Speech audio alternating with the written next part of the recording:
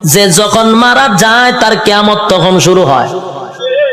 আমি যদি স্টেজে এখন মারা যাই, আমার কিয়ামত এখান থেকে শুরু হবে। আরেকটা হলো সমষ্টিগত কিয়ামত, সেই কিয়ামতটা হলো কিয়ামতে কুবরা, এটা বড় কিয়ামত, সেটা বাঁশির মাধ্যমে হয়।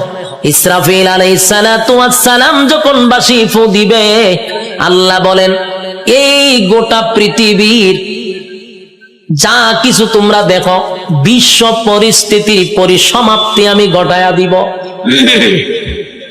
এটা হইল সমষ্টিগত কিয়ামত। ইদা যুলজিলাতিল আরদু জিলজালাহা, জমিনের মধ্যে তখন জালজালা শুরু হবে, ভূমিকম্প শুরু হবে। যখন যে একটা ভূমিকম্প হইছে 13 সেকেন্ড, 13 সেকেন্ডের ভূমিকম্পে সব শেষ হয়ে গেল। আর ওইটা যে শুরু হইব, ওইটা 13 সেকেন্ড না, 13 ঘন্টা না, এটা চলতেই থাকবে। পাহাড় গুলি তুলার মতো উঠতে থাকবে। বিল্ডিং তো দূরের কথা, পাহাড় উইরে উইরে চলবো। এই ভূমিকম্প থামবে না। কুল্লু মান আলাইহা ফান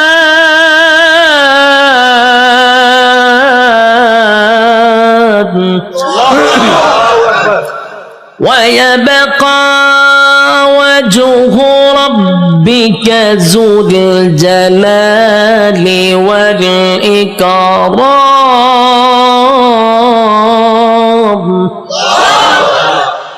সব শেষ করবো।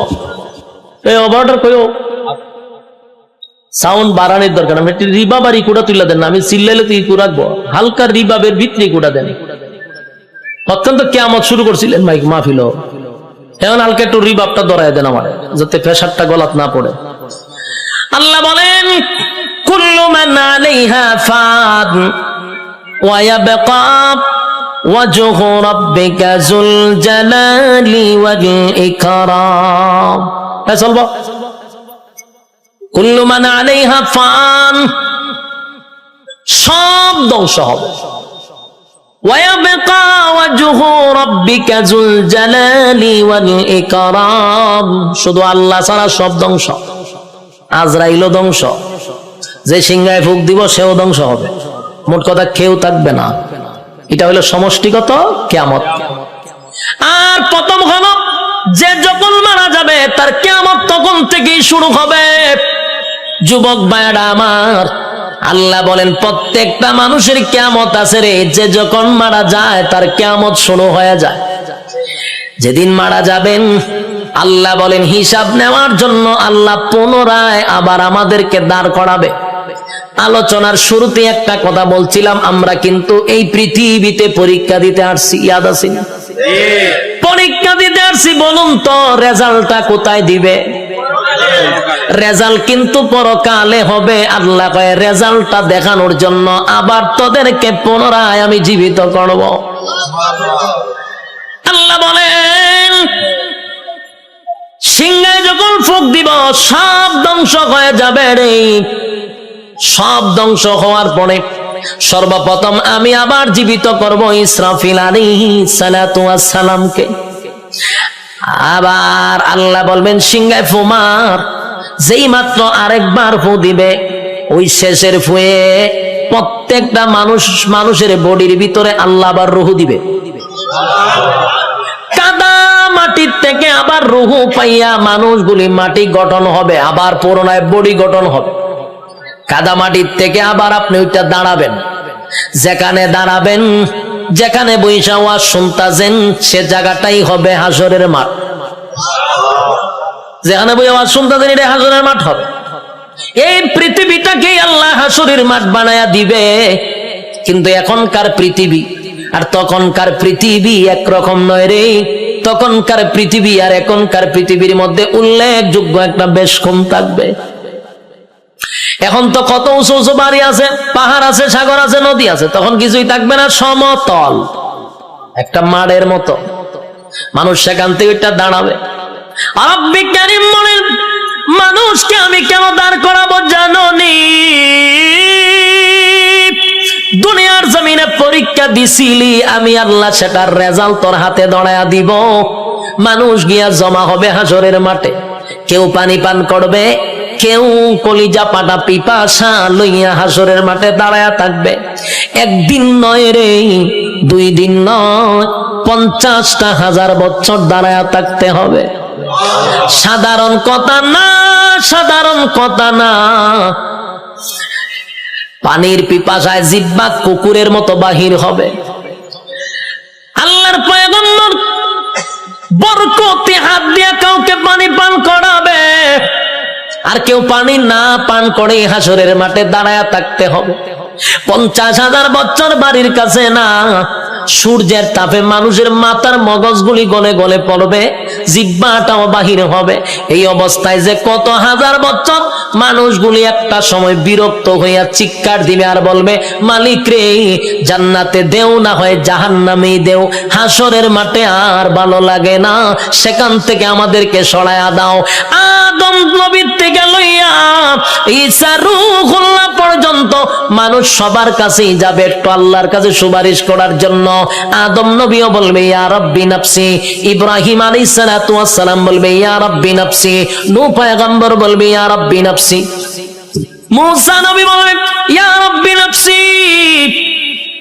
এইভাবে 1,02,24,000 পয়গম্বর ইয়া ঈসা আলাইহিস সালাতু ওয়াস সালাম পর্যন্ত সবাই একটা কথা বলবে, ইয়া রাব্বি নাফসি। আমার কি উপায় হবে?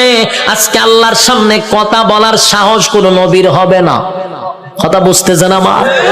আল্লাহ এত রাগান্বিত। এই যুবক ভাই, আলোচনার শুরুতেই বলেছিলাম আল্লাহর নাম রহমান, দয়া মায়া বেশি, কিন্তু আল্লাহর গজব আমরা এখনো দেখি নাই। সেটা হাসরের মাঠে দেখব। আল্লাহ সেদিন কাহার রূপ নিয়ে দাঁড়াবে, সেদিন আল্লাহর সামনে কথা বলার সাহস কোন নবীরাও পাবে না, শুধুমাত্র কেবলমাত্র আমাদের নবী ছাড়া। আদম নবীর থেকে লইয়া ঈসা রূহুল্লাহ পর্যন্ত একটা কথাই বলবে, ইয়া রাব্বি নাফসি। আমার কি উপায় হবে গো?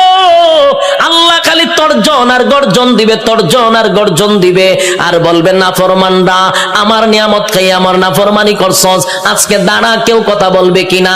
আল্লাহ সেদিন বলবেন লিমানিল মুলকুল ইয়াউম, এই পৃথিবীর রাজা বাদশারা দাঁড়া, হামাইন্নারে ডাক দিব, নমরুদ্দারে ডাক দিব। আল্লাহ সেদিন বড় বড় ক্ষমতাশীলরে ডাক দিবে, নমরুদ্দা দাঁড়া, ফেরাউন্না দাঁড়া। আল্লাহ বলবেন সাজ্জাদ দাঁড়া। আল্লাহ এইভাবে আবু জাহেলকে ডাকবে, যত জালেম শাসক আছে সবগুলাকে আল্লাহ সেদিন ডাক দিবে। ভারতের দাদারেও ডাক দিব, ওয়াংশাংশচিরেও ডাক দিব, বুসারেও ডাক দিব, সবাইরে ডাক দিব। বেডাগিরি তো কম দেখাইছ না, আজকে দেখা। কথা কন্যা দি, বেডাগিরি যারা বাংলাদেশও করো তারারও কিন্তু ডাক দিব, দাঁড় করাইব, দাঁড়া, বেডাগিরি কম করছ না। নির্দোষ আলেমদেরকে সাইজ করছ, দাঁড়া, আজকে দেখি তোর ক্ষমতা কতটুকু আছে। দাঁড়া, ক্ষমতা দেখতে লই আমি দাঁড়া। কেউ কথা বলবে না, নিস্তব্ধ হয়ে যাবে। কথা বলার সাহস আছে নি কেউ? এখন এনে কত বেডাগিরি, এখন বেডাগিরি অভাব নাই। সেদিন কেউ কথা বলবে না, কেউ কথা বলবে না। আল্লাহ তখন নিজেই কইব লিল্লাহিল ওয়াহিদিল কাহার, আজকের একমাত্র ক্ষমতা আমি আল্লাহ। এই ভয়াবহ পরিস্থিতিতে কেউ কথা বলার সাহস পাবে না। আল্লাহ নিজেই কোরআনে বলেন ইয়াউমা ইয়াফিরুল মারউ মিন আখিহি ওয়া উম্মিহি ওয়া আবি ওয়া সাহিবাতিহি ওয়া বানি। কিয়ামতের মাঠটা এমন হবে, মা তার সন্তানের পরিচয় দিবে না, সন্তান মার পরিচয় দিবে না, বাবা তার সন্তানকে চিনবে না, পরিচয় দিবে না, চিনলেও পরিচয় দিবে না। ভালো করে চিনবো, পরিচয় দিত না। স্ত্রী তার স্বামীর পরিচয় দিবে না। কেন দিবে না? একটা নেকির কারণে। যদি আমার কাছে নেকি চায়, কেউ কাউরে পরিচয় দিবে না। সেদিন কি কোনো পীর সাহেব তার মরিদানের পরিচয় দিব? কথা হয় না দি? পীররা গিয়া কি মরিদানে তালাশ করবো? পীরও বলবে ইয়া রাব্বি নাফসি, সাধারণ জনগণ যে স্লোগান দিবে ফিরো সেই স্লোগান দিবে, কারণ ফিরের ক্ষমতা দুনিয়াতে আছে গরু ছাগল খাওয়ার, কিন্তু পরকালে এই ক্ষমতা নাই। পরকালে ফিডার ছুটে দৌড়াইব খালি। যুবক ভাই, কিয়ামতের মাঠে কেউ কারো হবে না। আল্লাহ সেদিন হিসাব নেওয়ার জন্য দাঁড় করাবে, একটা দল ডান দিকে আর একটা দল বাম দিকে। আল্লাহ যার কাছে হিসাব চাইব, রেজাল্ট যার হাতে দড়াইয়া বলবে হিসাব দে, আল্লাহর কসম জান্নাতের গ্রাণও সে পাবে না। আমার কথা বুঝতেছে? আজকে এই কথাটা সারা জীবন ইয়াদ রাখবেন। আল্লাহ যার কাছে হিসাব চাইব, হে কোনোদিন জান্নাতে যাবে না। হিসাব দেওয়ার মতো যোগ্যতা কারো নাই। আল্লাহ যারে জান্নাত দিব বিনা হিসাবই দিব। সুবহানাল্লাহ। যারে জান্নাত দিবে গো বিনা হিসাবে জান্নাত দিবে, কারণ হিসাব চাইলে বান্দা আটকা পড়ে যাবে। হিসাব চাওয়া মানেই হলো বিপদে পড়ে গেছ। আল্লাহ বামপন্থীদেরকে হিসাব নিবে। দুইটা দলে যখন মানুষ দাঁড়াইব, আল্লাহ তখন ফেরেশতাদেরকে বলবেন নাফরমান গুলাকে জিগা 24 ঘন্টাদের সময় দিছিলাম কোন কাজে ব্যয় করছে, আমি যে যৌবন কাল দিছিলাম কোন কাজে ব্যয় করছে, হিসাব দিত গ। হিসাবে আটকা পড়ে যাবে। আল্লাহ তখন ফেরেশতাদেরকে বলবে এটি নাফরমান, আমার দেওয়া নিয়ামত খাই আমার নাফরমানি করছে। আজকে তার হাতটারে লোহার মতো শক্ত করে দেয়, বাম হাতটারে লোহা বানাবে, শক্ত হয়ে যাবে। আল্লাহ কয়টার ব্যাখ্যা করবো, কয়টা বুক বরাবর ঢুকা, বুক ছিদ্র করে কলিজা ছিদ্র করে পিছন দিকে টেনে বাম হাতটা বাহির করবে। নাউজুবিল্লাহ। বাম হাত বুক ছিদ্র করে পিছন দিকে বাহির করার পরে এবার হাত চলে গেল পিছনে, মাথা কিন্তু সামনে। আল্লাহ এবার দিবা আমল নামা, ওই যে রেজাল্ট দুনিয়াতে যে পরীক্ষা নিছিল এই রেজাল্টটা হাতে দিবে। ফেরেশতারা কইবে আল্লাহ হাত পিছনে চেহারা সামনে। আল্লাহ কয় নাফরমানের চেহারাটা ভাঙ্গা মস্কাইয়া এরপরে পিছনে নিয়ে যা। এ যুবক ভাই, প্রথমে বলেছি আল্লাহর মায়া দয়া বেশি গো, তেমনি ভাবে আল্লাহর আযাব আর গজব বেশি রে। বাম হাতটা বুক বরাবর ঢোকাইয়া পিছন দিকে বাহির করিয়া গাঁটটা মস্কাইয়া ভাঙ্গা পিছনের দিকে নিবে। মরবেন না কিন্তু, কারণ মরণ নাই।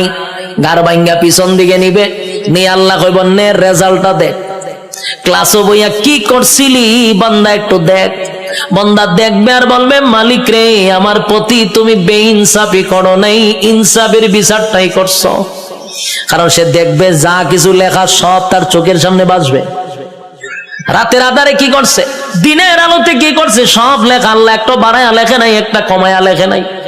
দেখ বান্দা, সেদিন আল্লাহ বলবেন এই নাফরমান আমার নাফরমানি করছে, এবার তাই মিজানের ফাল্লার যাইব, এখানে আমল নামা হালকা হয়ে যাবে। এরপরে যাবে ফুলসিরাতের কিনারায়, সেখানে যাওয়ার পরে দেখবে জাহান্নামটা তার জন্য উৎ পেতে বসা। আমার কথা নয় গো, আল্লাহ কোরআনে বলেন ইন্না জাহান্নামা কানাত মিরসাদা লিত্তাগিনা মাআবা লাবিসিনা ফিহা আহকাবা লা ইয়াযুকুনা ফিহা বারদা ওয়ালা শারাবা ইল্লা হামিমা ওয়া গাসসাকা জাযাআউ ওয়াফাকা। আল্লাহ বলেন ইন্না জাহান্নামা কানাত মিরসাদা, নিশ্চয় জাহান্নাম তোর জন্য উৎ পেতে বসা। লিত্তাগিনা মাআবা, সীমা লঙ্ঘনকারীদের জন্য জাহান্নাম। লাবিসিনা ফিহা আহকাবা, এ ভাই যুগের পর যুগ জাহান্নামে থাকতে হবে। লাবিসিনা ফিহা আহকাবা, যুগের পর যুগ সেখানে অবস্থান করবে। লা ইয়াযুকুনা ফিহা বারদা ওয়ালা শারাবা, আল্লাহ বলেন সেখানে কোনো পানির ব্যবস্থা করা হবে না, ঠান্ডা পানির ব্যবস্থা করা হবে না। ইল্লা হামিমা ওয়া গাসসাকা, তবে চিৎকার যখন পানির জন্য মানুষ করবে তখন আল্লাহ একটা পানি দিবে। এই পানিটা হবে তোর শরীরের রক্ত, তোর শরীরের পোষ, বিষাক্ত পানিটা পান করার জন্য দিবে। পানি গরম টকবক, পানিটা পান করার পরে জাহান্নামীদের নারী বুড়ি সব বাহির হয়ে যাবে পায়খানার রাস্তায়। চিৎকার দিয়া বলবে মালিক এমন পানি তো তোমার কাছে চাই নাই গো, এমন পানি পানি তো তোমার কাছে চাই নাই, তোমার কাছে চাই নাই, এটা কেমন পানি দিলা? বেদনা বিষাক্ত বেড়ে গেল। আল্লাহ তখন যে জবাবটা দিব এর থেকে আরো ভয়ানক জবাব। আল্লাহ কয় জাযাউ ওয়াফাকা, বান্দারে এটা তোর কৃত কর্মের পূর্ণ ফল। এতক্ষণ ভাই যে শারীরিক কষ্ট, এই কথাটার কারণে মানসিক কষ্ট বেড়ে যাবে। আল্লাহ কয় এখন মজা বুঝ কেমন লাগে। আমার দেওয়া নিয়ামত খাইয়া আমার নাফরমানি করছ, আজকে মজা বুঝ। আমি তোরে পানি দিছিলাম দুনিয়াতে, ঠান্ডা পানি, মিষ্টি পানি। গরমের সময় টিউবওয়েলের পানিটা তোর জন্য ঠান্ডা করে দিছিলাম। এই শীতের সময় পানি গরম করে দিছিলাম। এত নিয়ামত খাইয়া তো আমি আল্লাহরে একবার ডাক দেস নাই। আজকে কেন আমারে ডাকস? খা এখন বিষাক্ত পানি খা, মজা বোঝ কেমন লাগবো। আর কষ্ট বেড়ে যাবে। বুড়াবাসীরা, একটা কথা মন গড়া বলি নাই এতক্ষণ, যা বলছি কোরআনের বাহিরে একটা কথাও বলি নাই। কোন গল্প বলার জন্য আমারে আনেন নাই, আর আমিও কোনো মাহফিলে গল্প বলিও না। যতক্ষণ বসছেন কোরআনের বাহিরে কোনো কথা শোনেন নাই। শেষ কিছু সময়, আমি আর সময় লম্বা করব না, কিছু সময় আপনারা আমার দেন, আমি ফিনিশিংটা দিয়া দিই। এবার আর শোন, বিরক্ত হইতেছেন? হ্যাঁ, বিরক্ত আমার ডাবল সুবিধা। আমার মাথায় ব্যথা করতেছে, তারপর আপনাদের আগ্রহ দেখে ওয়াজ করতেছি। খারাপ লাগতেছে? বিরক্ত হইতেছেন? কথাগুলি দিলের কান লাগায়া শুনেন। রব্বে কারীম কিন্তু হিসাব নেওয়ার জন্য আবারও দাঁড় করাবে, হিসাব নিবে, জাহান্নামে আপনার স্থান হবে। আল্লাহ কয় আমি তোর নিয়ামত দিছিলাম আমার ইবাদত করার জন্য, গোলামি করলি শয়তানের, আমি আল্লাহর গোলামি করলি না। এখন মজা বুঝ, জাযাউ ওয়াফাকা। ছাইরা দিত না কিন্তু আল্লাহ। যুবক ভাই, এখন আসুন, একটা দল জাহান্নামে চলে গেল, আরেকটা হলো ইল্লা আসহাবাল ইয়ামিন। আরেকটা দলের কাছে আল্লাহ কোনো হিসাব চাবে না, বিনা হিসাবেই জান্নাত দিবে। বিনা হিসাবে জান্নাত। রব্বি কারীম বিনা হিসাবে জান্নাত দিবে গো, বিনা হিসাবে জান্নাত দিবে। ডানপন্থীদেরকে আল্লাহ ডান হাতে আমলনামা দিবে। ডান হাতে আমলনামাটা ডানপন্থীরা পাওয়ার পরে খুশিতে লাফাইতে লাফাইতে লাফাইতে থাকবে। এত আনন্দ কেন জানেননি? নিম্নস্থলের একটা জান্নাতির জন্য আমার আল্লাহ এই পৃথিবীর 10টা পৃথিবীর সমান জান্নাত রাখছে। আরো জোরে করে আল্লাহু আকবার, আরো জোরে আল্লাহু আকবার। ইমানের আওয়াজ দিয়ে বলেন আল্লাহু আকবার। রব্বে কারীম বলেন বান্দা শুন, এই পৃথিবীর 10টা পৃথিবীর সমান্তরে জান্নাত দিব, নিম্নস্থলের জান্নাতীরে 10টা পৃথিবীর সমান রাজত্ব দিব। ডান হাতে আমলনামাটা পাইয়া বান্দা লাফাইতে থাকবে আর বলবে মালিক আমি এত খুশি, এত খুশি, এত খুশি, এত আনন্দ, এত আনন্দ আমি কোথায় রাখবো? লাফাইতে থাকবে। আল্লাহ কয় দাঁড়া, লাফাস কেড়ে। আল্লাহ আমি এত বড় নিয়ামত পাইছি, কোথায় রাখবো গো? আমি আনন্দ কোথায় রাখবো? দুনিয়ার মানুষ 10 কেজির একটা কাপ, বিশ্বকাপ পাইয়া সারাটা দেশ আনন্দে লাফানো শুরু করে, আর আল্লাহ কয় গোটা পৃথিবীর 10 পৃথিবীর সমান এক একটা রাজত্ব দিব। খুশি কম না বেশি? খুশি হওয়ার আরো কারণ আছে।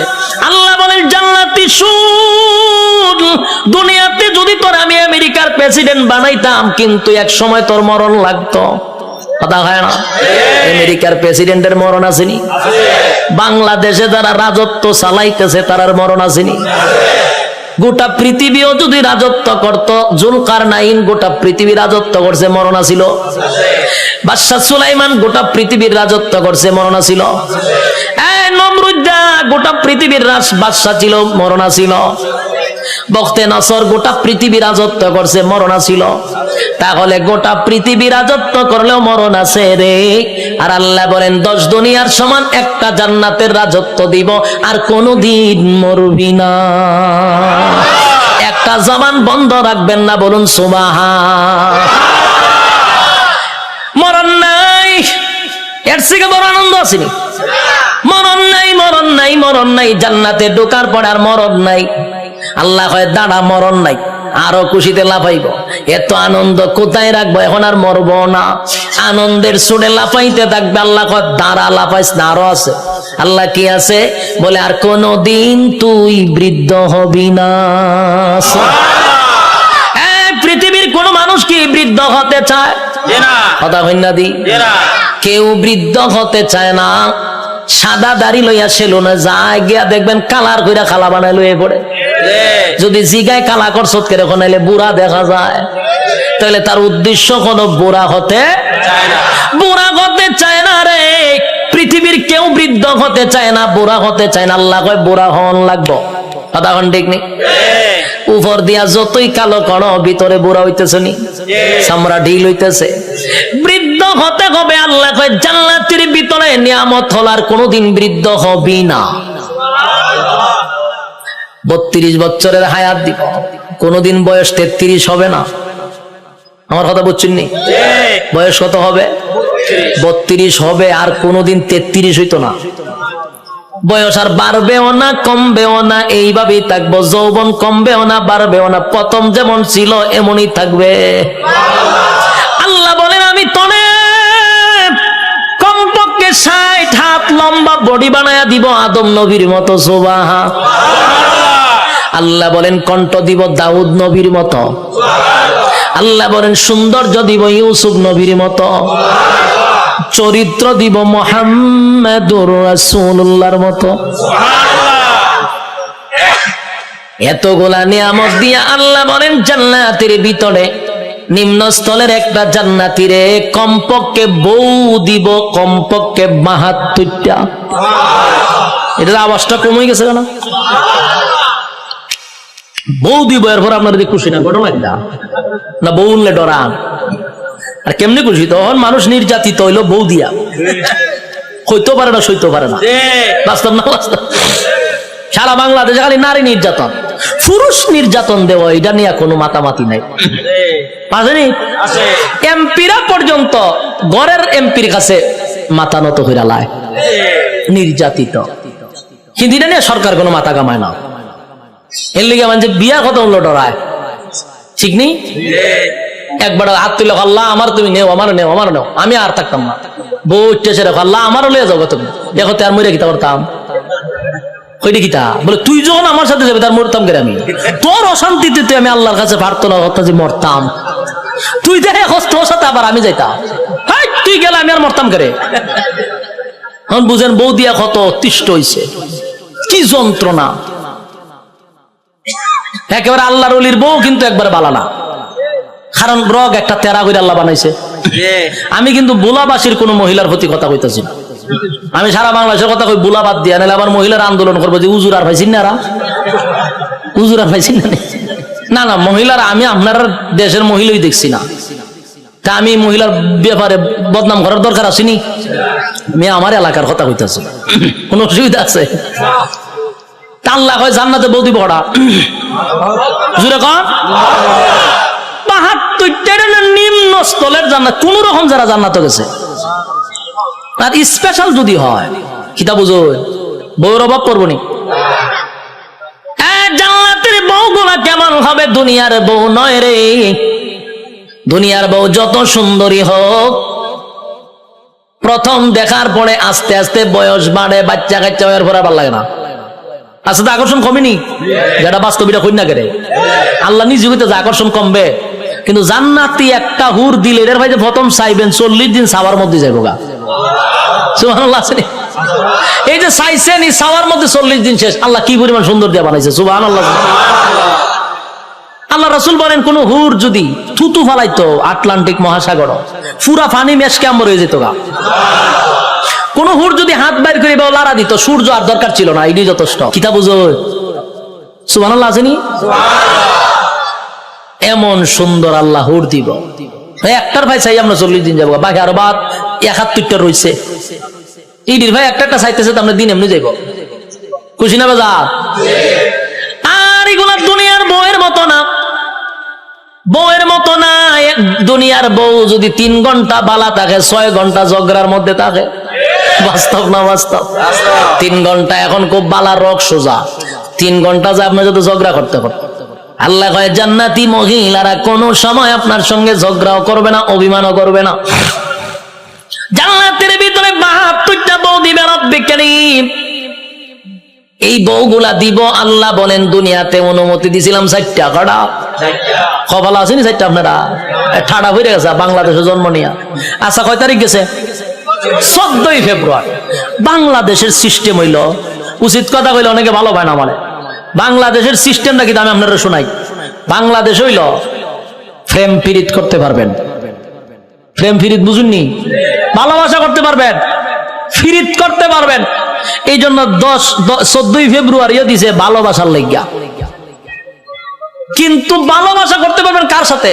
12 বছর হোক, 13 বছর হোক, 14 বছরের মাইয়ার সাথে প্রেম করতে পারবেন, কিন্তু বিয়া করতে পারতেন না। বিয়া করলে হয় দ্বন্দ্বনীয় অপরাধ, প্রেম করলে হয় এনজয়। কথা বুঝুন মনে কম, হাস্যকর বিষয় না, তামাশার বিষয় না। কথা দিয়ে কই নাবে, আমি কি মুর্দার সামনে কথা কইনি? তে কিতা মাতুই না দি, ও সিলেটি ভাষা মাইরে দিছি, কথার লাগিয়ে নি বুঝুন না আপনারা। ইয়া আল্লাহ, বেড়া লাগাই দিছি, ভাষা চেঞ্জ করতেছি, কইতেছি আপনারা মানে বলতেছি